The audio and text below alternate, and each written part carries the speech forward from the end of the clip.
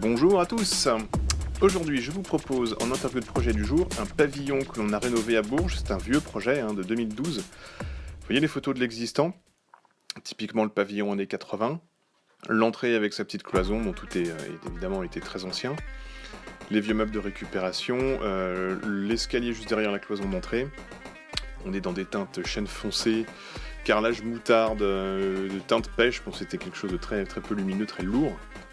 Et vous voyez l'arrière de la pièce à vivre qui est quand même très engoncé, très chargé. Bon, les clients en avaient un petit peu assez, donc voilà la problématique qui reste simple. Le but est d'ouvrir, de faire contemporain lumineux, et que ça circule. Donc vous voyez le plan, alors bon ça passe rapidement, mais l'idée est de gagner en circulation, en luminosité, d'épurer et de simplifier. Et notamment, on a identifié les deux meubles que la cliente voulait garder, notamment le vieux vaisselier que vous voyez ici sur la coupe. On a créé un vaisselier tout neuf, tout intégré, intégrant l'ancien vaisselier qui ne prend plus de place puisqu'il est intégré et qui garde sa fonction de vaisselier. Et là c'est intéressant.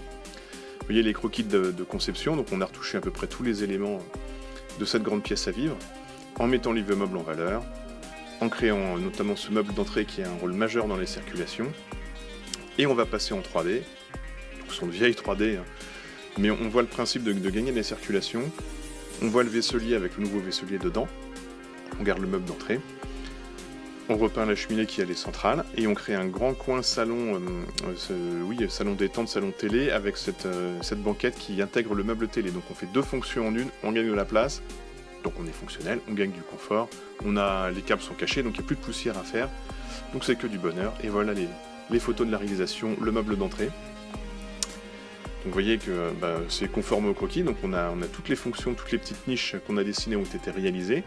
Sur la gauche de la photo c'est un meuble à chaussures, qui est plus large, donc qui explique la forme un petit peu en arrondi de ce meuble. Ici on a créé un chemin rétro-éclairé parce que les clients ont trouvé en Chine un superbe parchemin qu'on a mesuré, qu'on voulait mettre en valeur, donc on lui a fait son présentoir, un peu comme dans un musée, et on entre dans la pièce à vivre, et on voit notre banquette.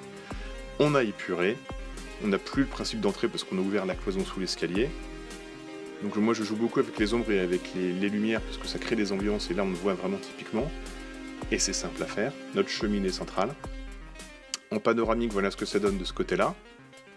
Donc vous voyez que ça circule, et la lumière passe. Et ce jour-là, il faisait très mauvais temps. Notre vaisselier intégrant le vaisselier. Donc là, ça marche super bien aussi. Le petit coin salle à manger. Donc suffisamment lumineux. Et là, ce qu'on voit, le orange et le bleu au fond, les deux couleurs complémentaires. La petite touche de modernité, ça marche super bien. En panoramique, avec mon ébéniste coupé par le mouvement du téléphone. Et l'autre panoramique sur l'autre côté, où on voit l'harmonisation par les sols, et voilà, donc ça c'est un chantier qui a été réalisé à Bourges, et les clients étaient tellement satisfaits qu'ils nous ont invités à manger d'ailleurs.